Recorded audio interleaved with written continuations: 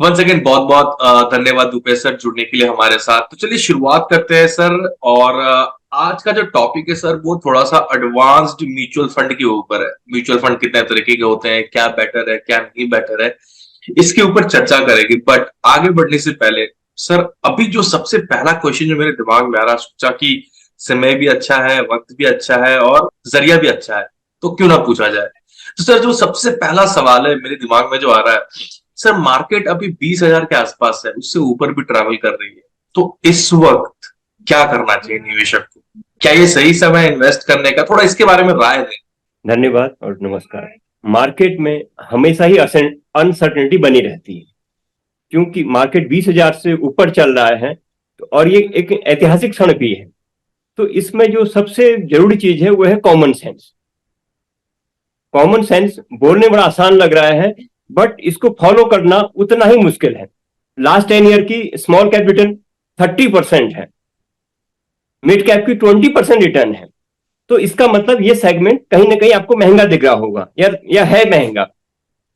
तो ये common sense है, कॉमन प्रैक्टिस है। यहां से निकल के जो कम रिस्की है या जो सस्ता है वहां आना चाहिए। ओके। तो इस समय प्रेजेंट में कोई भी चीज कहना बहुत मुश्किल होता है, बट हम इतिहास से सबक ले सकते हैं। हाइंड साइड में हम बोल सकते हैं, in 1998 there was a tech bubble. उस समय बैंक एफडीज जो बॉन्ड की यील्ड होती थी वो 18% हुआ करती थी। प्रैक्टिकली सभी को इक्विटी से निकल के आपको बॉन्ड में आना चाहिए था। आपको 18% रिस्क फ्री मिल रहा था।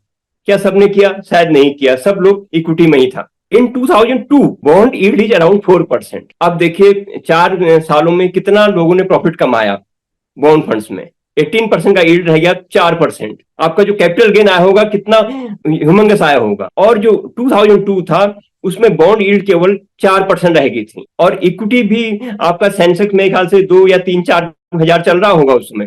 तो सबको उस बॉन्ड से निकल के इक्विटी में आना चाहिए था। क्या लोग आए होंगे? नहीं आए। This is the common sense. It is very hard to follow it all the investor. In 2007, again same, there was an infrastructure boom at that time. 2007 index was around 21,000. Same story repeat in 2015. There was a pharma boom. Now same experience we are following. इस समय जो एक segment है जिसका नाम date बोला जाता है, बॉन्ड बोला जाता है, वहां पर कोई जा ही नहीं रहा है। Today very few people are practising cautious, everybody are aggressive. Even जो फिगर्स आ रही हैं आज की डेट में भी, all the large cap sold, mid cap buying, small cap buying, some sectors are buying. तो यहाँ पर कॉशियस स्टेप जरूर लेना चाहिए। ये आपका जो रिटर्न है वो भी बढ़ाता है। कई बार लगता है कि हम तो बिल्कुल जो बाइंग स्टेज में है या जो हम इन्वेस्टर हैं हम फॉर एवर के लिए हैं, लेकिन कई बार वो एसेट एलोकेशन आपको करनी चाहिए। तो जो भी विद्वान इन्वेस्टर हैं या विद्वान गुरु हैं वो ये बोलते हैं कि एसेट एलोकेशन करना चाहिए, क्योंकि 7.5 का आज भी जीसेक है। और अगर इंटरेस्ट रेट कम होते हैं यहाँ से तो आपकी जो बॉन्ड की प्राइस है वो बढ़ के आ जाएगी। तो ये भी आपका 7.5 न रह के 8-9-10% आ जाएगा, और हो सकता है आपको इक्विटी से ज्यादा रिटर्न दे दे। तो जो मेरा कहना है, जो जितना मेरे को तजुर्बा है, तो कुछ करें ना करें बट बी कॉशियस यहाँ पर रहें। मार्केट में ऐसा होता है मैनी टाइम ये एक एक्सट्रीम हो जाता है। आपको एक्सट्रीम पॉजिटिव मिलेगा और एक्सट्रीम नेगेटिव भी मिलेगा। At that moment of time you have to act. अगर एक्ट कर लिया तो बच गए, नहीं तो फिर गए। बिकॉज इस तरह की मूवमेंट्स जो आती हैं इसको एक्सुबरेंस बोलेंगे। तो इस तरह का जो मूवमेंट आएगा वी वेरी वेरी केयर। तो ये इसमें जो अप्रोच है वो फॉलो की जा सकती है। नहीं नहीं, बहुत बढ़िया सर, बहुत अच्छे से आपने समझाया कि जब भी ऐसा सिचुएशन हो तो वी हैव, जितने भी इन्वेस्टर है उनको थोड़ा सा कॉमन सेंस यूज करना चाहिए, देखना चाहिए कि कहाँ रुकना है नहीं रुकना। बहुत ही बढ़िया सर, बहुत ही बढ़िया। चलिए सर, अब आते हैं एक्चुअल मुद्दे पे जो कि हमारा म्यूचुअल फंड वाला मुद्दा है। तो जो सबसे पहला सवाल है मैं आपसे वो पूछना चाहूंगा कि सर रिटेलर के लिए सर एक होता है ईटीएफ, एक्सचेंज ट्रेडेड फंड।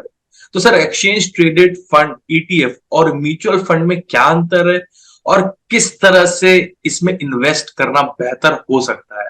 इन दोनों में ऐसा फर्क नहीं आएगा। म्यूचुअल फंड ही ईटीएफ को मैनेज करते हैं। It is mutual fund product. ETF is also mutual fund product. ETF is just like a stock. In ETF you get real time NAV. Mutual fund जो और भी हमारे पास प्रोडक्ट होते हैं, उनका जो एनएवी आएगा वो शाम को आता है। बट मेन टाइम आपने देखा होगा कि मार्केट में 10% करेक्शन सुबह आ गया और शाम तक सब रिकवर हो गया।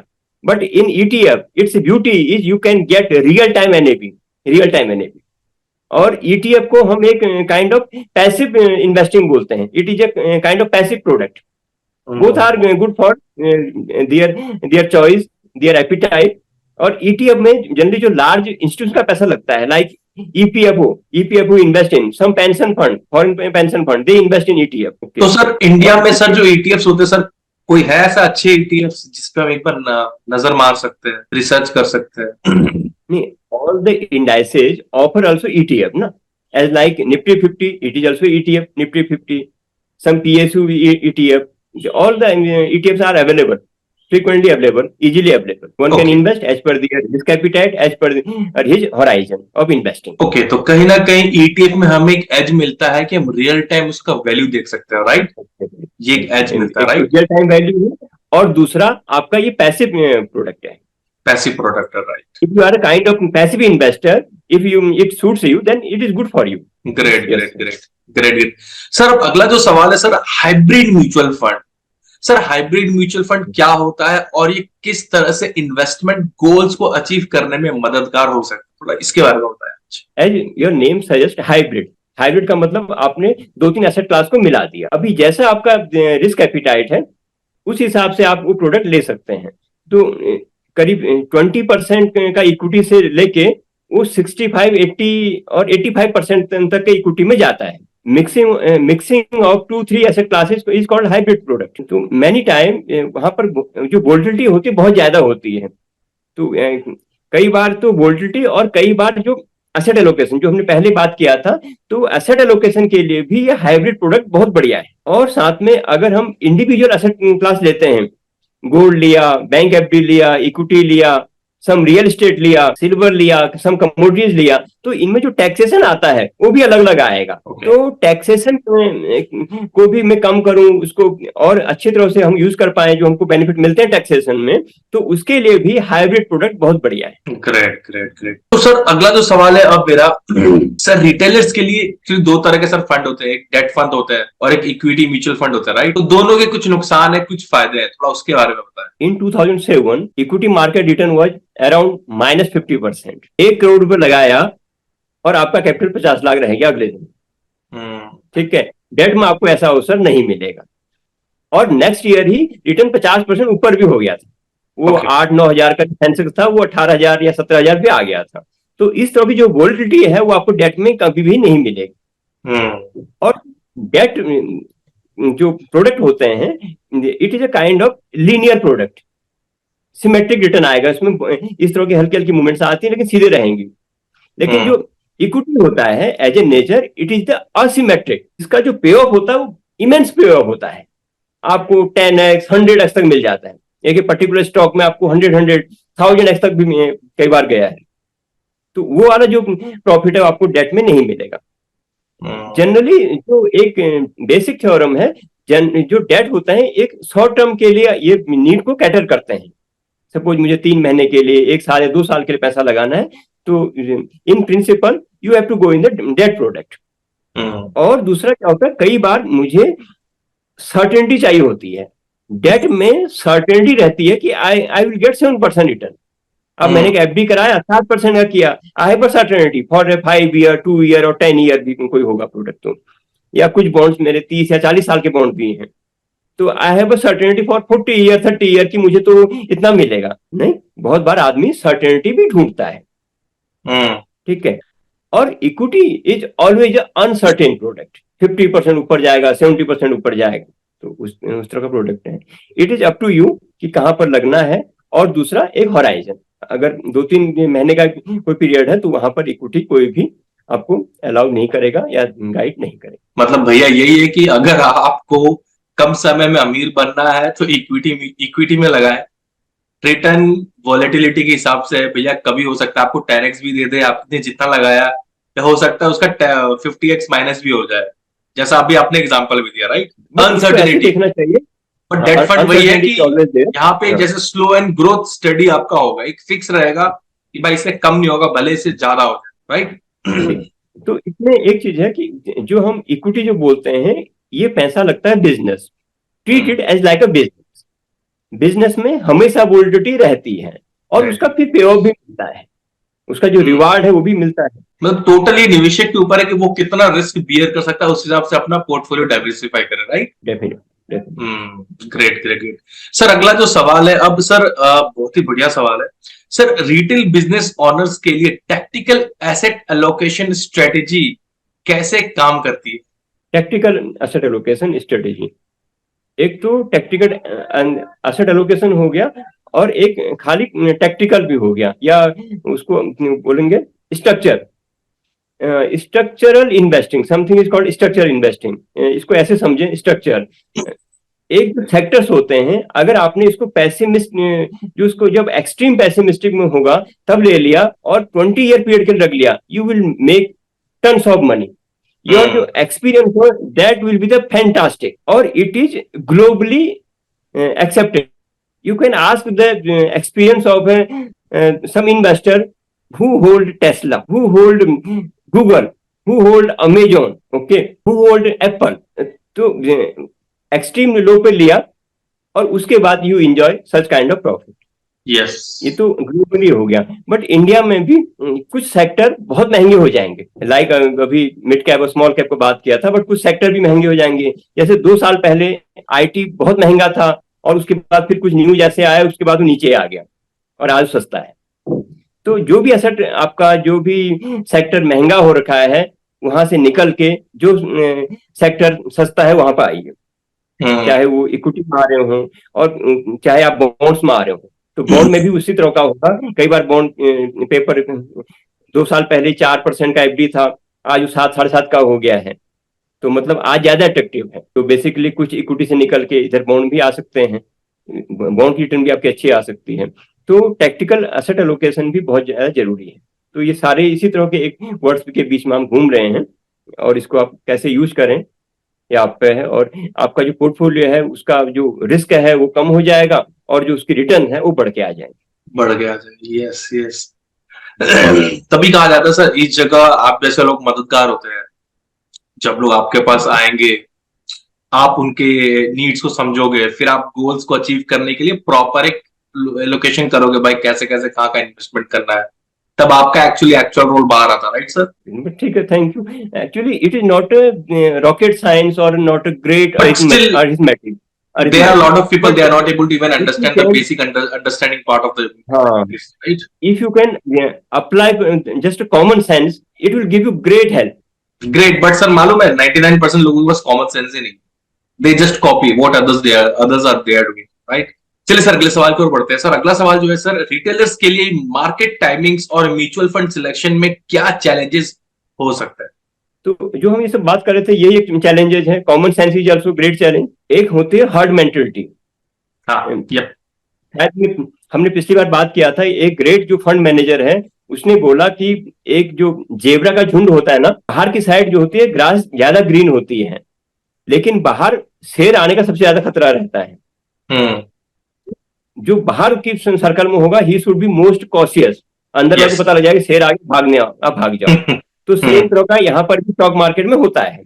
ओके, तो ये सब चीजें कॉमन सेंस को अप्लाई करें, मार्केट वैल्यूएशन देखें। जिन एसेट क्लास ने बहुत ज्यादा रिटर्न बना दिया है, तो ये स्वाभाविक है कि फ्यूचर की रिटर्न्स वो कम हो जाएंगी, कम हो जाएगा। अगर स्मॉल कैप रिटर्न अगर 30% आ गया, तो लाइकली जो फर्दर रिटर्न है वो डेट्रॉइट होंगे। और अगर पिछले बार की रिटर्न खराब है, तो अगली बार की जो प्रोबेबिलिटी होती है वो अच्छी रिटर्न पाने की होती है। और टाइमिंग का भी ना किसी को ऐसा पता नहीं होगा, वैल्यूएशन का भी पता नहीं लगता। Valuation is also story many time. इससे पहले जोमेटो का एक शेयर आया था मार्केट में, जोमेटो। अब हम सब लोग जोमेटो से खाना मंगाते हैं, सबको लगा बहुत अच्छा है, बट उसका रेट बहुत घट गया। तो एक स्टोरी पे एक वैल्यूएशन काम करने लग जाती है, और हो सकता है उसका एक्सपीरियंस बड़ा खराब हो। Great great great. नहीं सर, बहुत ही अच्छा लग रहा है जिस तरह के एग्जांपल आप सेट भी कर रहे हो, बहुत ही बढ़िया। चलिए सर अब अगले सवाल की ओर बढ़ते हैं। सर अगला जो सवाल है आपके लिए बहुत ही इंपॉर्टेंट भी है सर। ऑटोमेटेड इन्वेस्टमेंट प्लेटफॉर्म्स और रोबो एडवाइजरी या रोबो एडवाइजर्स का रिटेलर के म्यूचुअल फंड इन्वेस्टमेंट में क्या रोल हो सकता है? ये पॉजिटिव भी होता है और निगेटिव भी होता है। तो रोबो के पास अपना कोई ऐसा माइंड होगा नहीं, वो तो कुछ जो उसने रूल सेट कर रखे हैं उसी हिसाब से डिसीजन ले लेगा। मैनी टाइम जो जो परिस्थितियां बदल जाती हैं एकदम से, तो हो सकता है वो आपका बहुत ज्यादा खरीद ले और बहुत ज्यादा वो बेच दे, तो ये उसका बहुत बड़ा रिस्क भी है। ये रोबो ठीक उसी तरह का होता है जो जैसे गूगल जैसा होता है। मैनी टाइम आपने देखा होगा जो जीपीएस है गूगल का, जी मैप वाला है ना, वो ऐसी जगह ले जाता है जहां पे रोड बंद हो, तो आप इसको कोरिलेट कर सकते हो कि आपको रोबो क्या कर सकता है। और कई बार जैसे किसी को बुलाना हो ना, फिर भी अपना गली में घूमना पड़ता है कि वो जो जी गूगल मैप वाले ने कहाँ उसको छोड़ा है। सेम तरह का यहाँ पर भी वो एक्सपीरियंस आ सकता है, क्योंकि वो जो एक प्रोग्राम सेट उसने कर रखा है वो वैसे ही अप्लाई करेगा और ज्यादा वो देखता नहीं है। और जो दूसरा ऑटोमेटेड है, ये जो ट्रांजेक्शन है उसको इजी करते हैं, फ्रिक्शन में ट्रांजेक्शन हो जाती है, कॉस्ट आपका बच सकता है। पहले होता आपको म्यूचुअल फंड के पास जाना पड़ता, साइन करना पड़ता, चेक ढूंढना पड़ता, अभी जस्ट ओटीपी और उससे आपका जो इजीनेस है वो तो बढ़ रही है। बट जो रोबो है वो आपके अनफेवर भी बहुत बड़ा काम कर सकता है। लाइक ये इंडिया में सर होना चाहिए, रोबो एडवाइजरी जैसा कुछ होना चाहिए, एटलीस्ट इनिशिएट किसी को लेना चाहिए। They need to build this kind of business model जो लोगों को मदद कर सकता है इनिशियल स्टेप में। उसके बाद जैसे मान लो थोड़ा सा हायर स्टेप हो तो फिर आप लोग हो, बट इनिशियली सेग्रीगेट करने वाला जो सेक्शन है, इससे आपका टाइम बचेगा और आपके पास अच्छे कस्टमर्स आएंगे, क्योंकि बहुत सारे के कस्टमर है तो उनको सेग्रीगेट करके फिर अलाइनमेंट कर सकते, भाई इसके पास चला जा, उसके पास चला जा। जैसे अभी हमने एक ऐप बना रखा है, तो ऐप में भी आपका वो रिस्क एपिटाइट चेक करता है। आपने सर्टेन जो क्वेश्चन उनका आंसर दे दिया तो वो आपको डिफाइन करेगा, you are aggressive investor, you are moderate, you are conservative, और उसके बाद फिर वो फंड भी बता देगा। तो इंडिया में भी ऐसा चल रहा है, बट वो कितना यूजफुल है। बट वही है कि I have seen in US like they are much far better in this and it's really helpful. But वही इंडिया में कब तक आएगा, कौन लेके आएगा, ये देखना जरूरी है। तो चलिए सर अगले सवाल की ओर बढ़ते हैं। अगला जो सवाल है, रिटेलर्स के लिए म्यूचुअल फंड में एक्टिव या पैसिव मैनेजमेंट स्ट्रेटेजी में क्या अंतर है और कौन सी अप्रोच बेहतर हो सकता है? अभी जो हमने पहले क्वेश्चन का आंसर दिया था दैट वाज ईटीएफ, तो ईटीएफ इज आल्सो है पैसिव इन्वेस्टिंग। तो सेम तरह का यहाँ पर भी है, जो जो इंडेक्स इन्वेस्टिंग होती है it is called passive investing, और अदर जो इन्वेस्टिंग स्ट्रेटेजी है दैट इज कॉल्ड एक्टिव। क्या होता है, एक फंड मैनेजर वहां पर एक्टिवली रोल अदा करता है। जो इंडेक्स की इन्वेस्टिंग है that is called passive investing. तो जिन इन्वेस्टर को एक्सपेंस नहीं देना है, या a set of investor who are conscious about the expenses, तो उनके लिए पैसिव अच्छा है। और जो उनका गोल है अगर वो पैसिव से पूरा हो जाता है then it is good for them to the passive investing.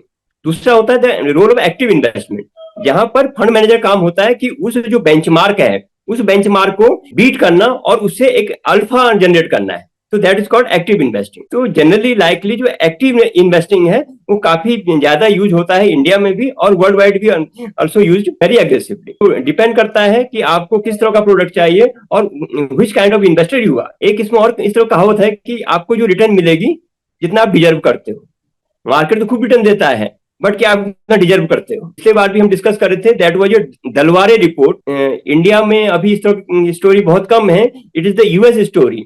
Last 30 year 40 year 50 year story हमेशा वही रहती है, आंकड़े भी उसी तरह के रहते हैं। जो इन्वेस्टर है उसकी रिटर्न आती है 3% की, और जो वहां का S&P 500 है उसकी रिटर्न आती है 10-11%। ओके, आपको रिटर्न वही मिलेगा जितना आप डिजर्व करते हो। Very true, well said. It totally depends person to person, जितना डिजर्व करोगे भैया उतना ही मिलेगा, उससे ज्यादा नहीं मिलेगा। तो लास्ट में जो आप इसको समराइज कर रहे हैं, एक चीज और बताना चाहूंगा। दो तरह के इन्वेस्टर होते हैं जनरली, कई तो अलग अलग इन्वेस्टर होते हैं जो मैं आपको बताना चाह रहा हूँ। एक होता है पार्ट टाइम इन्वेस्टर, एक होता है फुल टाइम इन्वेस्टर। ठीक है, जो फुल टाइम इन्वेस्टर होगा ना उसको अपनी रोजी रोटी भी यहाँ से चलानी पड़ेगी, जो उसका मनी साधन होगा फुल टाइम का यहीं से होगा। Other is the part time investor. जो पार्ट टाइम इन्वेस्टर है मैं उनको बताना चाहूंगा, कई बार वो मेरे को ऐसा बोलते हैं कि यार हम पार्ट टाइम है, हम वो मार्केट देख नहीं पाते हैं, हम कंपनी का प्रॉफिट देख नहीं पाते हैं। तो मैं उनको बताना चाहूंगा कि that is the edge you have. कोई डिसअपॉइंटमेंट का बात नहीं है, यू हैव एज। बिकॉज जो फुल टाइम इन्वेस्टर होता है ना, बहुत बार वो क्या होता है कि अधीर हो जाता है, वो जो उसके पास जो पेशेंस वो खो देता है।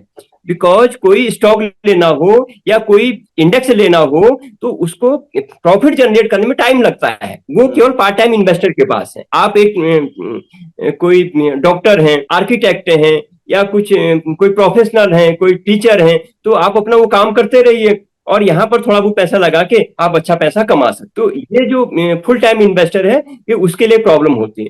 और जो जितने बड़े बड़े ग्रेट इन्वेस्टर हैं उनका भी जो मनी, जो उनका घर का जो खर्चा चलता था वो उनके बिजनेस से आता था। हमको लगता नहीं वो तो हमेशा मार्केट में बैठे रहते थे। ऐसा है नहीं, ठीक है। तो ये भी एक समझने वाला बात है, ओके। और दूसरा एक चीज है ट्रेडर और एक इन्वेस्टर। ट्रेडर में क्या होता है, जनरली एक आदमी का नुकसान हुआ ना, दूसरे का प्रॉफिट, ठीक है। वहां पर कुछ स्ट्रेटेजीज होती है इस तरह की, हम देखते हैं कि किसी का नुकसान हो रहा है, किसी का प्रॉफिट हो रहा है, तो कहीं ना कहीं वो मैच हो रहे हैं आपस में, सब सेट हो रहे हैं। हो सकता है आपका एक सिस्टम बैठा हुआ आदमी का प्रॉफिट हो रहा हो, अगले का नुकसान हो रहा हो, तो एक का पैसा दूसरी जेब में चला गया। लेकिन जो इन्वेस्टर होगा वो सब पैसे कमाएंगे। वो पैसे कैसे कमाएंगे? इंडिया ग्रोथ कर रहा है, वो कंपनी ग्रोथ कर रही है, खूब सारा अलग अलग लोग कैश जनरेट कर रहे हैं, चाहे वो बिजनेस से कैश जनरेट कर रहे हो, या कोई प्रोफेशन से कर रहे हो, या किसी और चीज से कैश जनरेट कर रहे हो, तो ये सबका समग्र विकास हो गया, तो सबने पैसे बना लिए। तो ज्यादातर लोग लेकिन ट्रेडर हैं, हो सकता है वो इन्वेस्टर हो, लेकिन ज्यादातर लोग जो माइंड सेट है ट्रेडिंग का है, वो सोचते हैं अभी ले लो, बाद में फिर जल्दी बेच देंगे, जबकि ज्यादातर लोगों को इन्वेस्टर होना चाहिए। Trading is also a skill, लेकिन वो बहुत कम लोगों के पास होता है। दूसरा, जो इन्वेस्टिंग का नुकसान क्या है, इन्वेस्टिंग में सारा चीज आज ही बता देना चाह रहा हूँ प्लीज। जो इन्वेस्टिंग का नुकसान क्या है ना, यहाँ पर हर दिन हर महीने पैसे जनरेट नहीं हो सकते। कुछ लोगों ने बनाया है, ऐसा नहीं, अपवाद भी है, कुछ लोगों ने बनाया, बट उनकी संख्या बहुत कम है। तो ये एक लॉन्ग टर्म गेम है, investing is a long term game. रोज के रोज यहाँ प्रॉफिट कमाने के चक्कर में अपना कैपिटल भी कहीं न गवा दे, ठीक है। तो इस तरह हम इसको समअप कर सकते हैं। नहीं सर, अच्छा लगे। नहीं सर, बहुत ही बढ़िया, बहुत ही उम्दा सर, मजा आता है आपसे बात करके। मतलब जिस तरह से आप बात करते हो, जिस तरह से आप कनेक्ट करते हो, आई होप मेरे साथ हमारे व्यूअर्स भी कनेक्ट होते हैं, तभी तो सर ये शो चलते चला जा रहा है, लोगों का प्यार भी आ रहा है, लोग आपको प्यार भी कर रहे हैं, कमेंट भी कर रहे हैं, इट्स रियली गुड। आज 7वां एपिसोड है सर, अभी तो 18 एपिसोड बचे हुए हैं। जस्ट थिंक ऑफ इट, कैसे हम भी स्लोली ग्रेजुअली हम बढ़ रहे हैं, और हम ये भी चाहते हैं कि लोग भी इस चैनल को देखे, आपको देखे, इस शो को देखे, और धीरे धीरे सबका विकास हो। Sir it's been really lovely talking to you sir. मिलते हैं अगले हफ्ते कुछ नए टॉपिक्स के साथ, फिर हम डिस्कशन करेंगे और आपसे बातें करेंगे। Thank you sir, thank you very much. Thank you, thank you.